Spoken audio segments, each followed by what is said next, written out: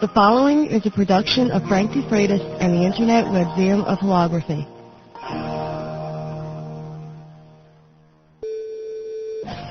Hello, this is Frank DeFreitas, and welcome to HoloTalk, the Internet's laser and holography talk show. Our toll-free number is 1-800-458-3525, or you can send an email to holotalk@holoworld.com. We've got telephone calls, we've got emails, we've got special guests coming up, so thank you for tuning in, and let's get this week's show on the road.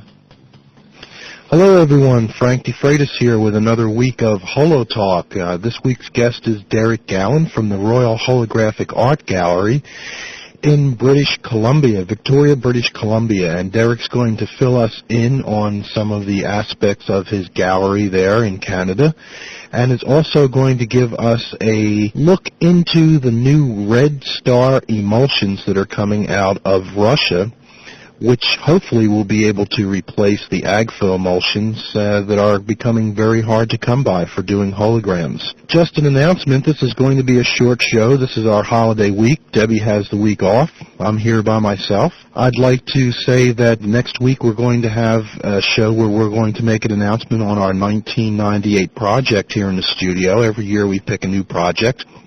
This project is going to be reconstructing the Titanic holographically. What we're going to do is take archival film footage and bring it into the laboratory and create three-dimensional holograms from the archival film footage that was shot on the Titanic expeditions.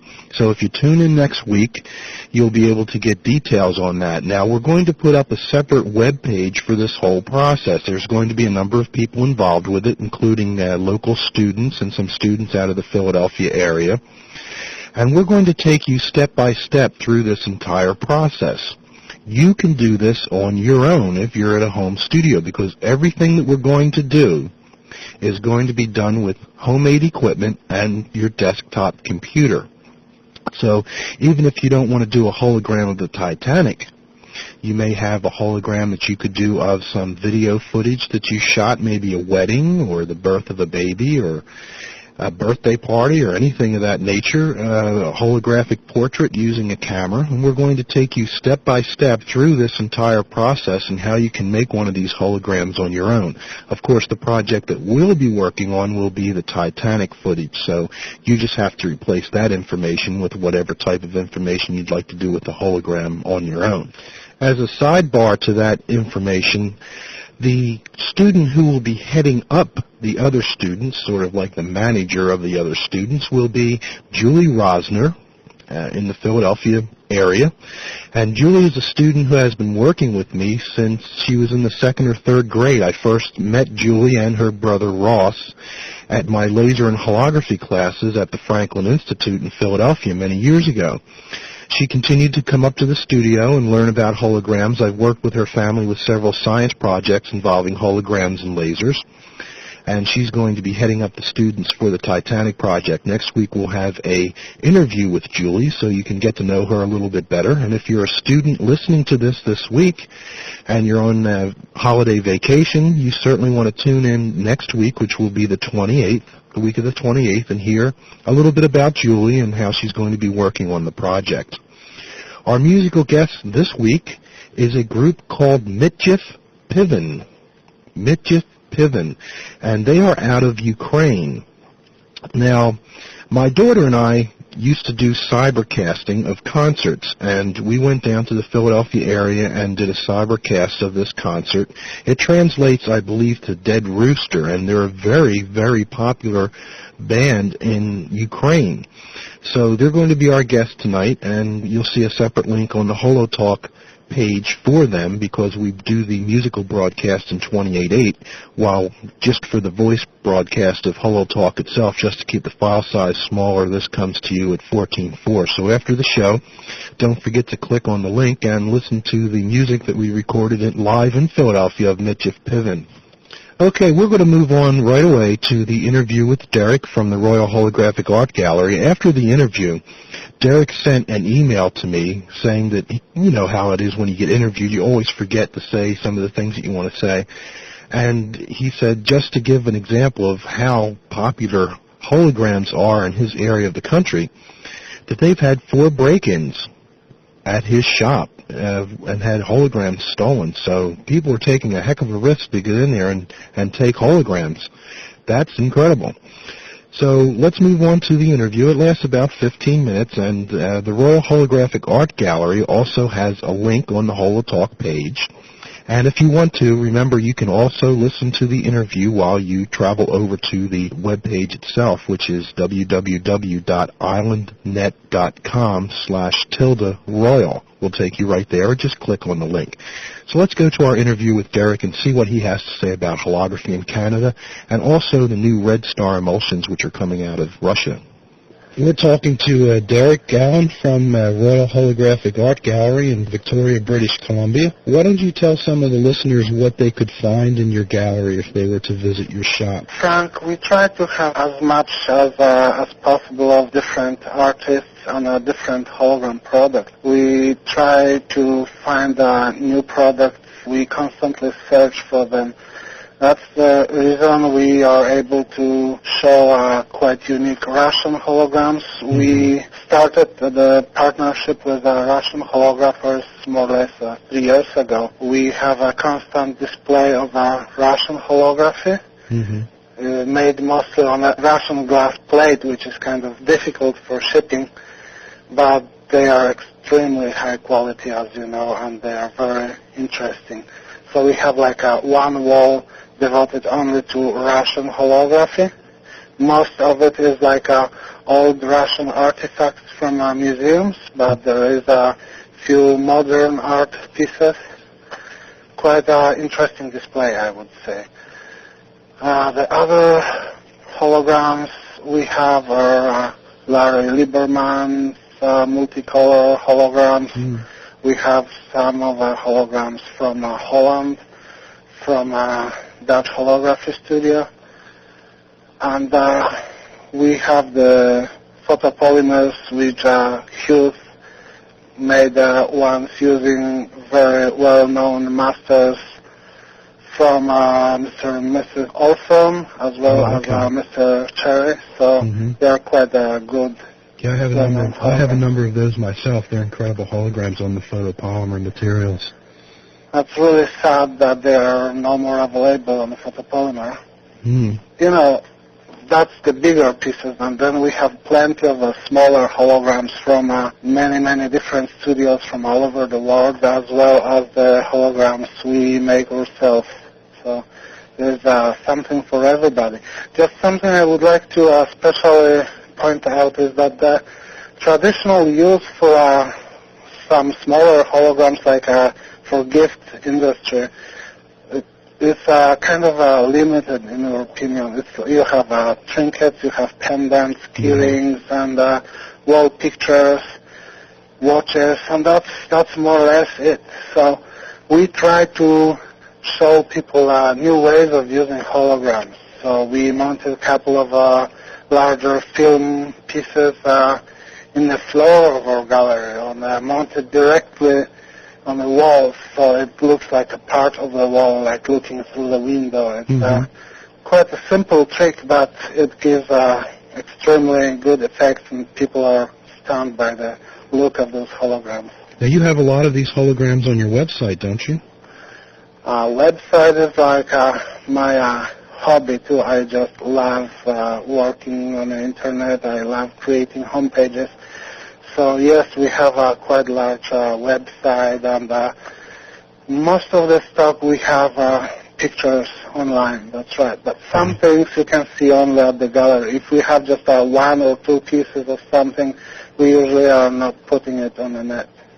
Let me just remind the listeners that you can visit the Royal Holographic Art Gallery website at www.islandnet.com/tilde-royal/index.html, and we will also include a link directly to the site on the HoloTalk page. And while you're listening to this interview, you can click right on that link and go over and visit the site, because the real audio player will continue to play as you go place to place on the web. So there's no need to sit there and stare at your computer while you're listening to this, just click on the Royal Holographic Art Gallery link and go over and visit the site while you're listening to the interview. Yes, that's exactly what I did when I listened to the interview you had last week with a hunter from China. Oh, okay. It was extremely interesting interview, and we are very impressed with the hard work those guys in China are putting up to promote the holography in China. But there is something interesting. You know, there is a hunter in China said that many people is like experiencing holograms for the very first time. Mm-hmm. We are in Canada. It's like, one of the leading countries in high tech, but still we have quite many people coming to our gallery saying that they are seeing holograms for the very first time. No kidding. Yep. Isn't that something? Questions, you can write a separate book about that. Yeah. You're also getting involved with Russian emulsions as well for holographic artists to use in their lab now that AGFA has sort of crapped out on us. Could you tell us a little bit about the Red Star film? Well, we are using already this film to create our own stock holograms. Mm-hmm. So this film is already existing. It's a very high quality film. Just we have some final problems we have to solve before a bigger distribution of this emulsion of the film. We had some problems with upgrading light sensitivity, and now we are almost ready to ship out the first samples of this film. Actually, we are, I would say, ready. It's just with the Christmas rush, we have to hold on and just finish sales of our stock existing holograms to different hologram stores, as we are wholesalers of our own images. Mm-hmm. And simply after Christmas rush is over, we'll start distributing the first samples of the Red Star holographic film. Let's hold for a minute on the sensitivity of the emulsion. How close are you getting? Because I would say that AGFA is sort of like the benchmark of where people are used to doing an exposure. How close are we with the Russian emulsions to that sensitivity? Are we getting pretty close to that now? I'm not sure about the very well-known Slavic company which is trying also to develop films. But what we are having in partnership as a joint venture with a couple of Russian labs, it's well, we had some problems with a very high sensitivity. It was a very strange problem in a large volume. We had a problem with the emulsion which was kind of too soft and having problem drying it up properly. So I would say that we have a very sensitive emulsion, but it's at this stage it's simply not ready for big runs. In a small amounts, it's possible to manufacture that. In a big runs, it's kind of hassle, and we cannot offer it yet. What we are the closest to AGFA, I would say, is what we have now is like a half of an AGFA sensitivity. Mm-hmm. It's not bad, but we hope for more soon. We are working on it hard. I think a lot of holographers have the tendency to overexpose for reflection holograms anyway. I know I give sometimes up to twice the amount of exposure that AGFA recommends whenever I would shoot a reflection hologram. So I think that's pretty close to being acceptable by you are on a release, so you will get the samples too, and then you will be able to evaluate yourself. Okay. Hopefully you will like it. How about the processing? Is the processing that much different than what you can do with the AGFA emulsions? The processing we use is quite different. It takes up to 10 minutes to keep it in a developer. Really? Yeah. It's closer to just a regular black and white film developing. Mm-hmm. It's this way. Without bleaching, it's just closer to photography. No bleaching. That's amazing. Who would have thought that you could ever produce a reflection hologram without bleaching? I believe you saw some samples of what we have, and they are quite bright. They are very bright. Yeah. Yeah, I think with the red sensitive emulsion, people that have 35 milliwatt Heenies, they're not too concerned about it, but, you know, there's a ton of 5 milliwatt lasers out there that people do this as a hobby, as amateurs. It's hitting them pretty hard because they just I hear you. don't have that stability, you know, to have that long of an exposure time. So it's anything that can get close to what we did see with AGFA is good. Now, you can also produce images for other people. Now, does someone send you a laser transmission master, which Yes, is duplicated? it is possible this way, or simply a model so we can start it from scratch. Mm-hmm. Like right now we are just working on a special custom order for Oklahoma State University, and it will be 8 by 10 film hologram, 500 copies. Mm-hmm. So we are working on sizes up to 11 by 14 right now. Prices are nice too, I understand. Well, it's, I would say, less than half of regular prices for such a service. But I believe that you, Frank, deserve to have your own interview as well. Like you are interviewing some other guys, but what you did lately with the photogram, as I understand, you were able to improve the quality, finishing the mastering touches with a digital equipment. Yes. And I saw some samples of final results. They are much better than they used to be. So I believe somebody has to call you one day and do an interview with you. Okay, well, that would be interesting to do. Yeah, the digital aspect has increased the quality quite a bit because we were working from 35 millimeter film. And anytime you take that up to any large size, you know, you're going to get grain and you're going to lose your resolution. But once that film and image has been digitized, once you have that digital information, you can do just about anything you want to with it. You can even sharpen it up and rework it and things. So that was a big jump. Excellent. Now I will remind the listeners that the photogram is a technique Frank developed, so simply anybody can just make a pictures using regular camera, and of the negative film, Frank is able to create the 3D hologram. We had them and they were quite nice, so that's something which is very interesting. Yeah, thank you very much. Anything else you want to let our listeners know before we head out for this? Well, I just would like to thank all the visitors on the internet, visitors to our site. We have quite a good traffic and quite a big demand for holograms. The newsletter we have online. Yeah, that's right. You have a newsletter now. Tell us a little about the newsletter.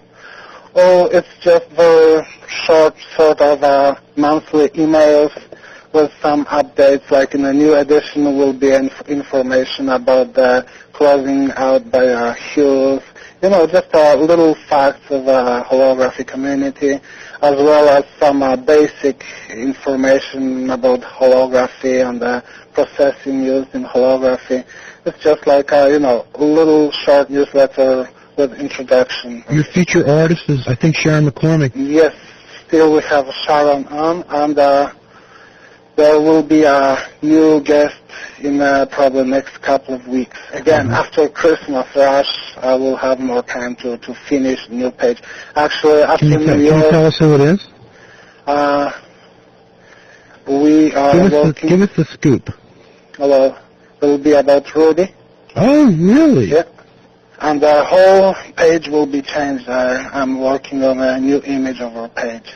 Mm-hmm. It's always because when I visit your page, I feel ashamed that I'm always behind you, and I try to get closer. When I'm closer than you do, I move, and I'm back again. So actually, I'm so impressed with your page. Like it's every time I visit, it goes up, and it's kind of better and better.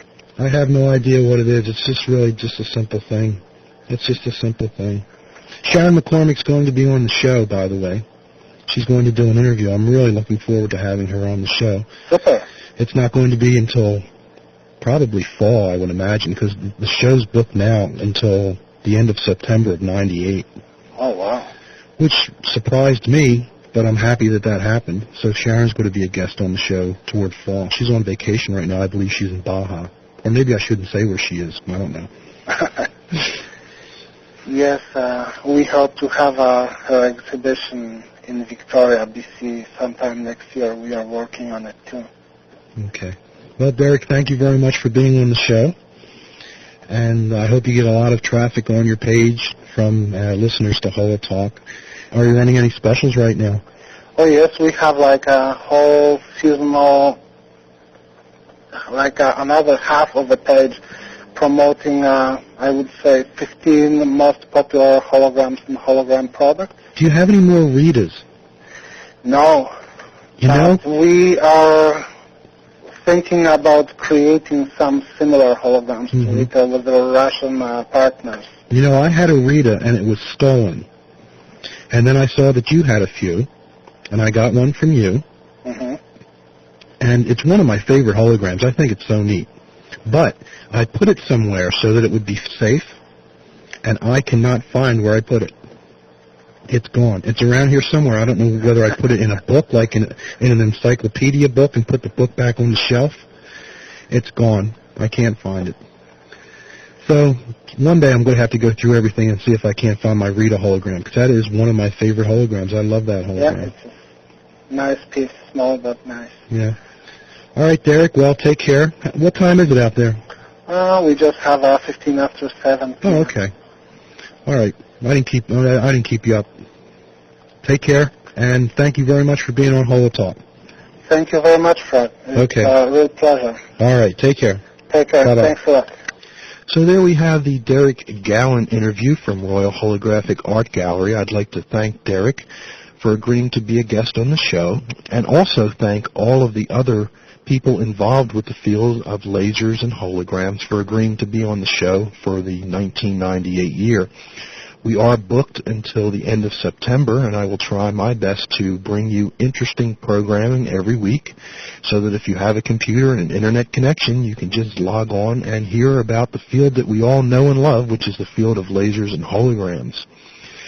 I imagine we have a lot of new listeners this week. I'd be willing to bet that there were a ton of computers under the Christmas tree, and more than likely they're set up and they're running now towards the end of the week. So if you're a new listener and you've just joined us, welcome, and I hope you continue to come back and enjoy HoloTalk every week as well. Don't forget, on the 28th, and for the entire week of the 28th, we're going to be announcing our 1998 holography project here at my own personal studio, and that's going to be the reconstruction of the Titanic holographically from archival film footage that was shot during the expeditions to the Titanic itself.